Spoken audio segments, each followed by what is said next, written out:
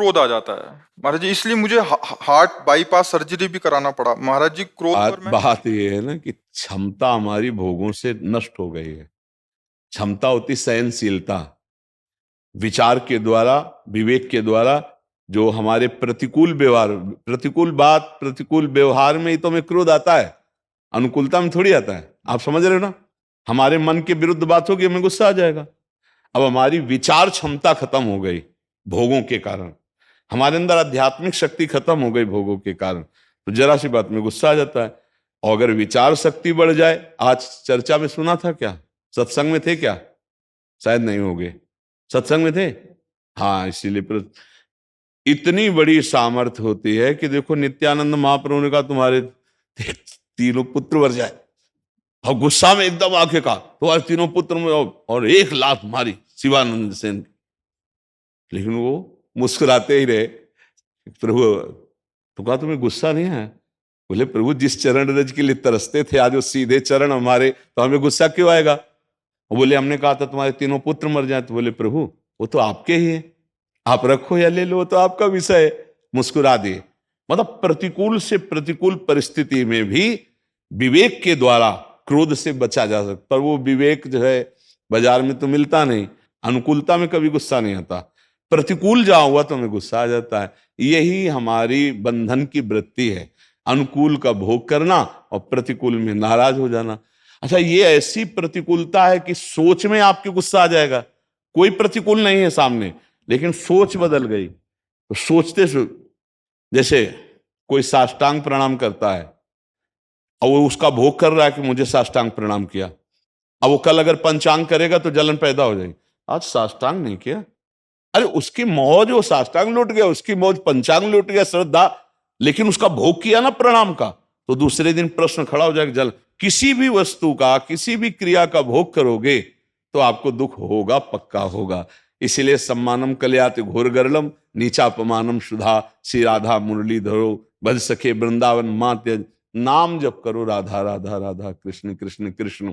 और ये विचार करो कि जो अनुकूलता है वो भगवान का दुलार है, जो प्रतिकूलता है भगवान की कृपा है। अपने पाप नष्ट करने के लिए प्रतिकूलता को सह जाना चाहिए। जैसे कोई तुम्हें गाली दे रहा है, तुम्हारे प्रतिकूल व्यवहार करो, सह गए, तुम्हारे पाप नष्ट हो गए। और नहीं सहोगे, गुस्सा करोगे, तो देखो दिल का वो करवाना पड़ा सर्जरी, फिर दिमाग में आपके इतनी गुस्सा आ जाएगी कि आप बात बात पर डिप्रेशन की स्थिति में आ जाएंगे। जरा सी घबराहट वाली बात में आप बहुत ज्यादा डूबने लगेंगे, फिर बहुत ज्यादा प्रतिकूलता, क्योंकि अब धीरे धीरे कमजोरी बढ़नी है, अवस्थागत, विचारगत। हमें लगता है अगर टिकना है, सही ढंग से अभी जीवन व्यतीत करना है, तो नाम जप शुरू कर दो। ऐसे नाम जप करो जैसे कंजूस गरीब आदमी एक एक रुपया संभाल के रखता है, ऐसे एक एक नाम हम ऐसे संभाल कर, और जाके नाम रूपी धनी, वाके कौन कभी। नाम रूपी धन है तो गुस्सा नहीं आएगा, काम नहीं सताएगा, ईर्ष्या नहीं आएगी, लोभ नहीं आएगा। नाम में बहुत बड़ी शीतलता है। अगर आज तक कोई सहा है अधिक से अधिक कष्ट, तो नाम जापक। ठाकुर हरिदास जी 22 बाजारों में कोड़े मार मार करके जल्लादों ने खाल खींच ली, लेकिन हरि बोल के सिवा कभी उनको गुस्सा ले आया? इतना कष्ट कि मतलब उन लोगों ने समझ लिया था कि ठाकुर हरिदास जी पधार गए और गंगा में फेंक दिया। विवेक के द्वारा क्रोध से बचा जा सकता, पर वो विवेक जो है बाजार में तो मिलता नहीं। अनुकूलता में कभी गुस्सा नहीं आता, प्रतिकूल जहां हुआ तो हमें गुस्सा आ जाता है। यही हमारी बंधन की वृत्ति है, अनुकूल का भोग करना और प्रतिकूल में नाराज हो जाना। अच्छा, ये ऐसी प्रतिकूलता है कि सोच में आपके गुस्सा आ जाएगा। कोई प्रतिकूल नहीं है सामने, लेकिन सोच बदल गई तो जैसे कोई साष्टांग प्रणाम करता है और वो उसका भोग कर रहा है कि मुझे साष्टांग प्रणाम किया, अब वो कल अगर पंचांग करेगा तो जलन पैदा हो जाएगी। आज साष्टांग नहीं किया, अरे उसकी मौज, वो साष्टांग लूट गया, उसकी मौज पंचांग लूट गया, श्रद्धा, लेकिन उसका भोग किया ना प्रणाम का, तो दूसरे दिन प्रश्न खड़ा हो जाएगा। जल किसी भी वस्तु का, किसी भी क्रिया का भोग करोगे तो आपको दुख होगा, पक्का होगा। इसीलिए सम्मानम कल्याति घोर गरलम, नीचापमानम सुधा, श्री राधा मुरली धरो, भज सखे वृंदावन मात्य, नाम जप करो राधा राधा राधा, कृष्ण कृष्ण कृष्ण। और ये विचार करो कि जो अनुकूलता है वो भगवान का दुलार है, जो प्रतिकूलता है भगवान की कृपा है। अपने पाप नष्ट करने के लिए प्रतिकूलता को सह जाना चाहिए। जैसे कोई तुम्हें गाली दे रहा है, तुम्हारे प्रतिकूल व्यवहार करो, सह गए, तुम्हारे पाप नष्ट हो गए। और नहीं सहोगे, गुस्सा करोगे, तो देखो दिल का वो करवाना पड़ा सर्जरी।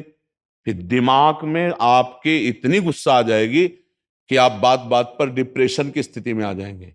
जरा सी घबराहट वाली बात में आप बहुत ज्यादा डूबने लगेंगे, फिर बहुत ज्यादा प्रतिकूलता, क्योंकि अब धीरे धीरे कमजोरी बढ़नी है, अवस्थागत, विचारगत। हमें लगता है अगर टिकना है, सही ढंग से अभी जीवन व्यतीत करना है, तो नाम जप शुरू कर दो। ऐसे नाम जप करो जैसे कंजूस गरीब आदमी एक एक रुपया संभाल के रखता है, ऐसे एक एक नाम हम ऐसे संभाल कर और जाके नाम रूपी धनी, वाके कौन कमी। नाम रूपी धन है तो गुस्सा नहीं आएगा, काम नहीं सताएगा, ईर्ष्या नहीं आएगी, लोभ नहीं आएगा। नाम में बहुत बड़ी शीतलता है। अगर आज तक कोई सहा है अधिक से अधिक कष्ट, तो नाम जापक। ठाकुर हरिदास जी 22 बाजारों में कोड़े मार मार करके जल्लादों ने खाल खींच ली, लेकिन हरि बोल के सिवा कभी उनको गुस्सा ले आया? इतना कष्ट कि मतलब उन लोगों ने समझ लिया था कि ठाकुर हरिदास जी पधार गए और गंगा में फेंक दिया, लेकिन वो कभी गुस्सा नहीं हुए। जब जल्लाद कहते हरि बोल कहता है, तो कहते आपका भी कल्याण हो गया, आपके मुख से हरि नाम निकला, आपका भी कल्याण हो गया। ये देखो, उनको उनके कल्याण की चिंता है, अपने कोड़े बरसाने के लिए। हरि बोल बोल, जहां कोड़ा लगता हरि बोल, तो कहते हरि बोल कहता है, तो कहते तुम्हारा भी कल्याण हो, मेरे हरि का नाम लिया ना, तुम्हारा भी कल्याण हो गया। तो ऐसे हमें नाम जप हमें गुस्सा से बचा सकता है। अगर नाम जप करोगे तो गुस्सा में शांति आने, करोगे अधिक से अधिक नाम क्या जप जप है करो। महाराज? क्या जप है महाराज? अब ये देखो, हमारे प्रभु के अनंत नाम हैं। हम तो वृंदावन वासी हैं, राधा राधा राधा राधा रखते हैं। आप कृष्ण कहो, राम कहो, हरि कहो, शिव कहो, भगवान के सब नाम मंगलमय हैं। भगवान ही तो किशोरी जो है, और को थोड़ी दूसरा है। श्री कृष्ण ही किशोरी जो है, किशोरी जो ही श्री कृष्ण है। कहने को किशोरी जो कृष्ण है, वो एक ही है। तनु दो है, प्राण एक है, मन एक है, तत्व एक है। वही है श्री कृष्ण के हृदय का जब प्रेम जो है रूप धारण किया, तो राधा किशोरी हो गई। किशोरी जी कौन है? श्री कृष्ण के हृदय का प्रेम। इसीलिए जल्दी कोई समझ नहीं पाता प्रियाजू को, और वो बाहरी बातों से नहीं। सांद्रानंद घन प्रेम मूर्ति किशोरी। तो अगर हम वृंदावन वासी, हम तो राधा राधा राधा, और बिना राधा कृपा के कोई कृष्ण साक्षात्कार कर ही नहीं सकता, क्योंकि प्रेम के बिना भगवत साक्षात्कार नहीं होता। प्रेम दान करने वाली लाडली जो है, किशोरी जो है, ये रात से उपासक ही जान सकता, बाहरी नहीं। कहीं का भी कोई भी उपासक हो, जब तक राधा किशोरी की कृपा नहीं होगी, तो प्रेम में श्री कृष्ण चंद्र का साक्षात्कार नहीं कर सकता। इसीलिए राधा किशोरी से प्रार्थना की जाती है कि आप कृपा करो, अपने प्राणनाथ के चरणों में रति दो। नहीं मांगा जाता। अच्छा, प्रभु से प्रार्थना की जाती है कि आप हमें प्रेम प्रदान करो। श्री कृष्ण प्रेम के बिना भक्त का जीवन अधूरा। तो प्रेम कौन? प्रीतिरु मूर्तिमती रस सिंधुर सार संपदि विमला वैदग्धि नाम हृदयम काचन वृंदावनाधिकारिणी जयति। जो वृंदावनाधिकारिणी श्री श्यामा जो है, वही प्रेम समुद्र का सार रूप है। श्री कृष्ण प्रेम का क्या नाम? राधा। श्री कृष्ण प्रेम का नाम राधा। तो हम जो राधा राधा राधा रट रहे हैं ना, तो श्री कृष्ण प्रसन्न होते हैं, श्री कृष्ण अधीन होते हैं। श्री कृष्ण ऐसे अधीन हो जाते हैं कि अब इसको क्या दे दूं, मेरे प्रियाजू का नाम ले लिया इसको। और जब हम कृष्ण कृष्ण कहते हैं तो लाडली जो मुस्कुराती है, हाँ मेरे प्रीतम का नाम ले रहा है, इसको क्या प्रदान कर दूं। समझ रहे ना? हाँ, तो इसलिए हम तो वृंदावनवासी प्रियाचरण उपासी, तो इसी ठसक में रहते, राधा राधा राधा राधा। और हमारे प्रभु के सब नाम समान सामर्थ्यशाली, चाहे राम कहो, चाहे कृष्ण कहो, चाहे शिव कहो, चाहे हरि कहो, जो नाम लो ना, ये सब एक ही है।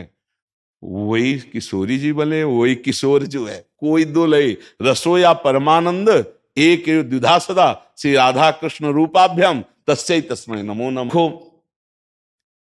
प्रिया और प्रीतम में जो भेद मानता है, वो मतलब अपराध है। प्रिया प्रीतम अभेद। जैसे ये दो आंखें हैं देखने को, लेकिन देखेंगी तो एक ही लक्ष्य ना। ऐसा थोड़ी कि इस आंख से हम इधर देखेंगे, इस आंख से इधर, एक लक्ष्य है, जिधर भी देखेंगे दोनों एक तरफ, तो मतलब दो आंखें दृष्टि एक, समझ रहे ना। ऐसे ही दो प्रिया प्रीतम तत्व एक, वही परम तत्व श्यामा श्याम के रूप में रसो यह परमानंद एक ही द्विधा सदा। तो इसलिए राधा राधा रटो, कृष्ण कृष्ण रटो, राम राम रटो, हरि हरि रटो, वही है, दूसरा कोई है नहीं। पर रटो, बिना नाम जप किए काम नहीं बनने वाला। नाम जप ही परम मंगल करेगा, नाम जप परम दुखों से बचाएगा। नाम जप को जिसके जीवन में नहीं है तो वो अधूरा जीवन है, चाहे जो साधना कर लो। पक्की विश्वास बात पर। ये अभी एक महात्मा आए थे, वो काफी अवस्था में बड़े थे, वो बहुत अच्छी साधना कर रहे हैं वेदांत की, पर वो आकर के बोले कि मेरा मन अशांत रहता है। फिर उन्होंने अपनी साधना बताई, तो बहुत अच्छी साधना। तो हम कहा देखो, जो पकड़ में आ रही बात, आप हर समय नाम जप नहीं करते। बोले हाँ ये बात तो है। तो हम कहा फिर क्या, मान लो 24 घंटे में 8 घंटे आप अलग करना, भारी विपत्ति में फंस जाना है। एक क्षण भी भगवान के नाम से विलग नहीं होना चाहिए विरक्त उपासक को, तो हर समय, नहीं तो कहीं ना कहीं।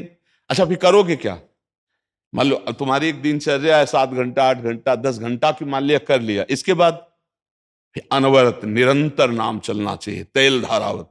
बोले हाँ ये तो नहीं चलता। हम कहे चला के देख लो, फिर बताना, अगर मन अशांत हो तो कभी कृपा करके आना, फिर हमें बताना। एक ही कमी केवल है, निरंतर नाम जप नहीं हो रहा। हम कहते हैं कि जैसे मान लो आपको कृष्ण नाम में प्रीता नहीं, राधा नाम में प्रीता नहीं, आप सन्यास में हो, तो प्रणव भी तो भगवान का नाम है, श्री कृष्ण का ही तो नाम प्रणव है। मान लो ओम नाम किसका है, श्री कृष्ण का ही तो है। ओम अक्षरा ब्रह्म, जो एक अक्षर ब्रह्म है, वो श्री कृष्ण का ही तो नाम है, और किसका नाम है। हमारे श्री कृष्ण का नाम ओम है, उन्हीं का नाम हरि है, उन्हीं का नाम तत्सत है, वही सब रूप, वही नारायण है, वही विविध रूपों में है। नाम जप किए भाई, कोई नारायण नारायण जप रहा, तो हमें तो पता है ना कि हमारे कृष्ण का नाम ही नारायण है। वो ओम ओम जप रहा है, तो हमें पता है ना कि हमारे श्री कृष्ण का नाम। पर नाम जप किए बिना किसी का मंगल नहीं हो सकता। अगर नाम जप निरंतर चल रहा है तो फिर कोई प्रश्न की जरूरत नहीं, सब ठीक हो जाएगा। तो हमें लगता है सबको नाम जप करना चाहिए, कुछ नियम ले लेने चाहिए कि सबको नाम का रसास्वादन, नाम रूपी धन का संग्रह करे, बड़ा सुख मिलेगा। हर बाधाओं को नष्ट करके आनंद प्रदान करने वाला नाम है भगवान का नाम। अगर आप जपेंगे तो इस लोक में और परलोक में सदैव सुखी रहेंगे, पक्का समझो। जो नाम जप नहीं कर रहे तो हमें लगता है उन बेचारे बहुत गरीब हैं। जब शरीर छूटेगा तो यहाँ आके 1 रुपया भी पास ले जाएगा, तो गरीब नहीं हुए, पूरे जीवन भर कमाते रहे, कुछ नहीं लेके गए, और एक बार बोले कृष्ण, एक बार बोले राधा, तो ये तुम्हारे साथ जाएगा। बोले इतने बार नाम लिया, अब इस जीव का कल्याण होना। एक कृष्ण नाम यदि तुम्हारे जीवन में है ना, तो पूरे रजिस्टर में भारी पड़ जाएगा यमराज को हिसाब करना कि अब एक कृष्ण नाम का फल क्या होता है। ये माया त्रिभुवन थोड़ी होता है, सब एक नाम त्रैलोक ही तारे, जो न ले सो जन्म ही हारे। वो बेचारा बड़ा भागा जो अपने जन्म में भगवान का नाम जप नहीं कर पाया। इसलिए खूब नाम जप करो, सब ठीक हो जाएगा। खान पान सही रखो, इसीलिए कहते हैं कि प्याज लहसुन मांस मछली शराब ये सब राक्षसी भोजन है। इससे बुद्धि भ्रष्ट हो जाती है, तमोगुण आ जाता है, इससे तमोगुण रजोगुण बढ़ता है, इससे काम वासना बढ़ती, नाना प्रकार के दोष आते। संतों ने जो टोका है कि ये ना करो, वो बहुत अनुभव से कहा है, कोई ईर्ष्या थोड़ी है। देखो प्याज लहसुन वहीं पैदा होता है जहां आलू होती है, जहां शकरकंद होती है, जहां मूली होती है, वहीं तो पैदा होता है जमीन में। बस वो तमोगुणी है, उसका प्रभाव गलत है, इसलिए मना किया गया है। तो जो मनुष्य मांस खाते हैं, शराब पीते हैं और ये इस तरह, तो उनकी तो बात अलग। अब आप लोग यहाँ आए हो तो हमें लगता है कि ऐसा नहीं करते होगे, करते हो तो छोड़ दो, है नहीं करते, प्याज लहसुन खाते हैं बस, और तो कुछ। हाँ धीरे धीरे देखो, गुस्सा कम करने तो इसको भी छोड़ दो। कोई स्वाद नहीं यार, दुर्गंध तो आती दूर से। ऐसे अपने लोग तो कभी भगवान की कृपा रही, पर अगर जैसे कभी भिक्षा में कोई ऐसे रखा भी भिक्षा मांगने में, तो ऐसे रोटी में आते ही पता चल जाता है, दूर से उसकी गंध होती। सात्विक भोजन करने से भजन में वृद्धि होती है, और राजसिक तामसिक भोजन करने से भजन बाधित होने लगता है। इसलिए खूब नाम जप करो और धीरे धीरे प्रयास करो कि वो भी छूट जाए। क्यों? चल सुनते हैं महाराज जी आपका। मोबाइल में जी। अरे आज तो डायरेक्ट बात हो रही, मोबाइल की क्या, इसको मान लो ना, धीरे धीरे सुधार कर लो, खूब नाम जप करो तो धीरे धीरे हिम्मत आ जाएगी।